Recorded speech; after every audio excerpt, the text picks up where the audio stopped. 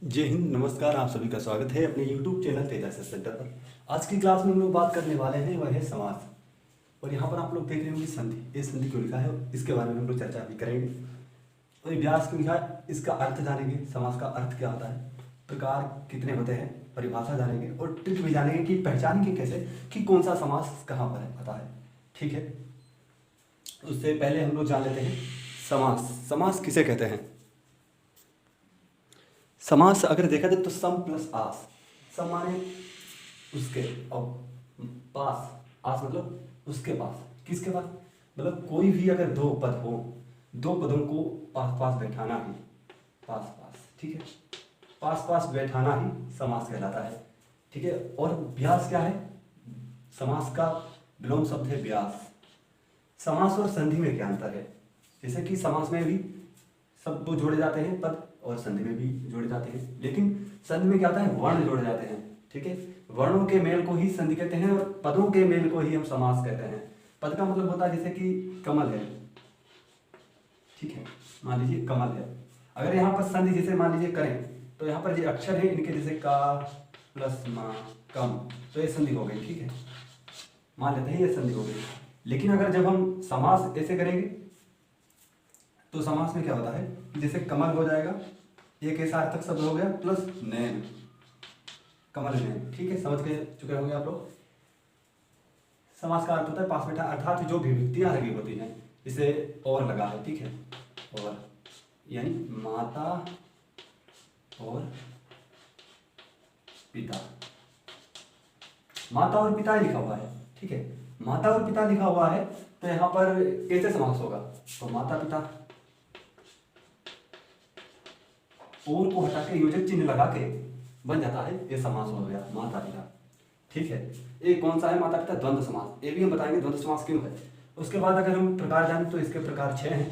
प्रकार का उल्लेख आगे भी करेंगे, लेकिन हम मूलतः बता देते हैं आपको।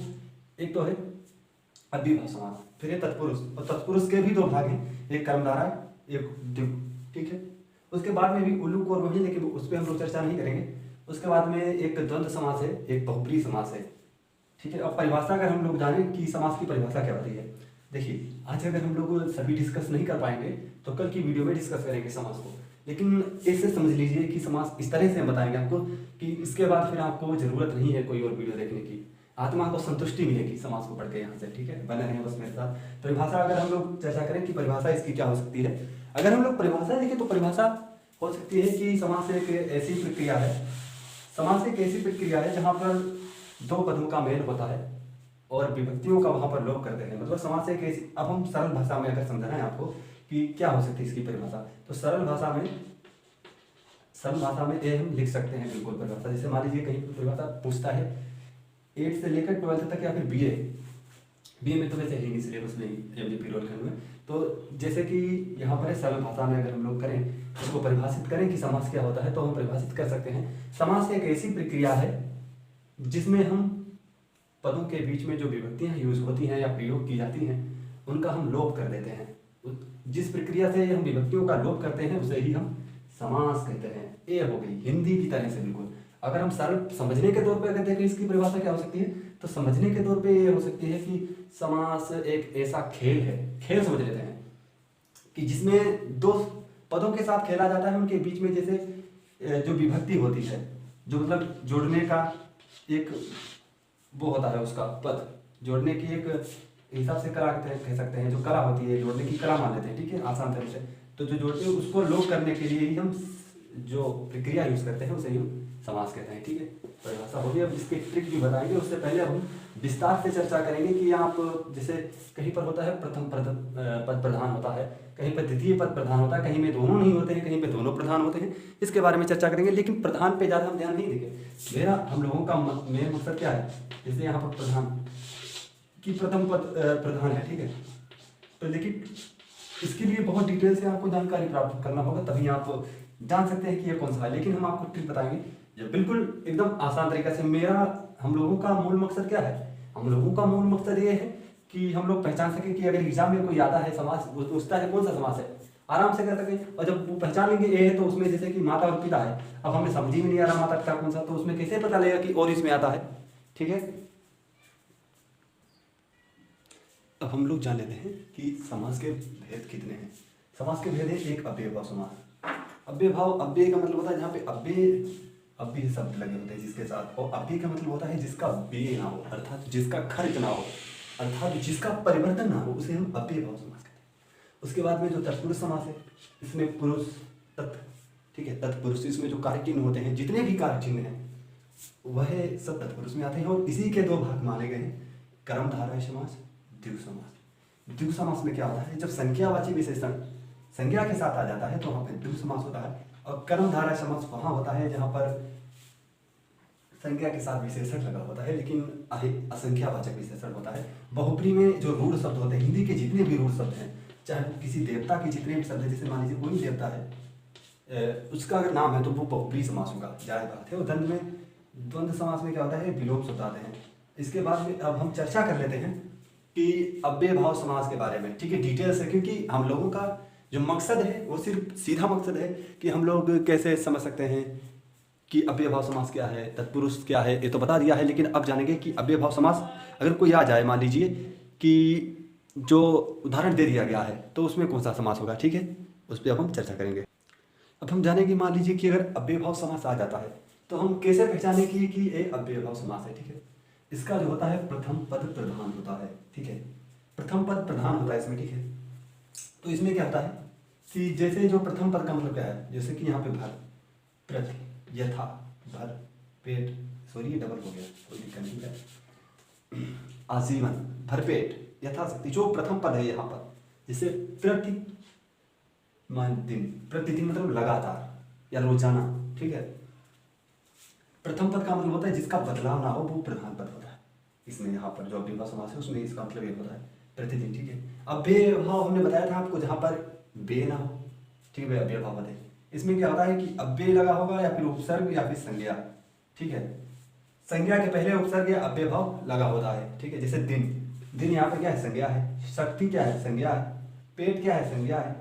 जीवन क्या है, संज्ञा है। लेकिन यहाँ पर जो क्या है, ये अव्ययभाव या उपसर्ग है, ठीक है। भर, यथाशक्ति, प्रतिदिन।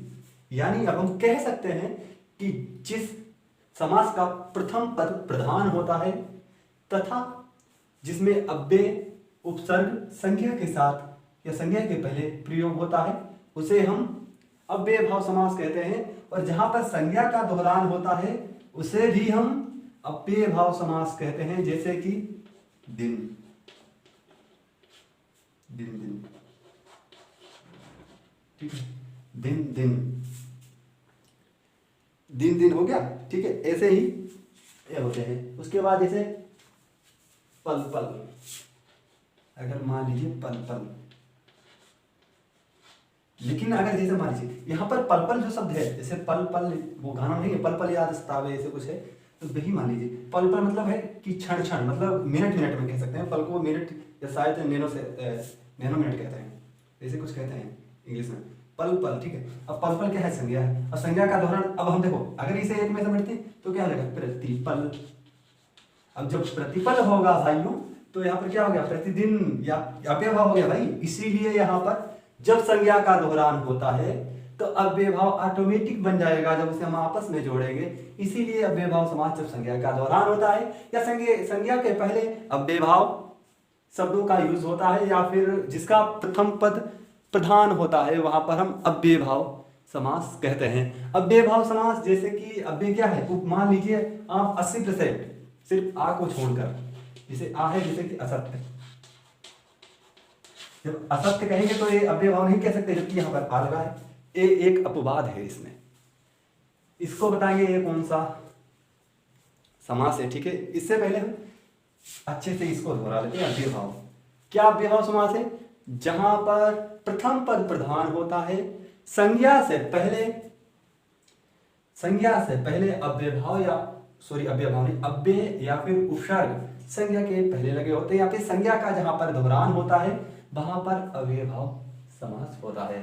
आप आंख बंद कर लीजिए और एक बार कहिए मेरे साथ में कि अव्ययभाव समास वहां होता है, ऐसे करके आंखें बंद कर लो और कहो, अव्ययभाव समास वहां होता है जहां पर प्रथम पद प्रधान होता है और संज्ञा के साथ अव्ययभाव बार बार निकल जा रहा है, अव्यय या फिर उपसर्ग संज्ञा के साथ यूज होते हैं या फिर संज्ञा का जहाँ पर दोहरान होता है। आप इसका स्क्रीनशॉट ले लें या फिर नोट्स बना लें और ये उदाहरण लिख लें, ठीक है। अब ये बात समझ चुके होंगे। उसके बाद अब हम लोग बात करेंगे कर्मधारय और द्विगु समास की, ठीक है। बहुत सिंपल है वो भी। और आप लोग ये मत समझना कि मैं यहाँ से हट जाता हूँ तो मतलब पीछे से देख के पढ़ाता हूँ, ऐसा मतलब ये नहीं है।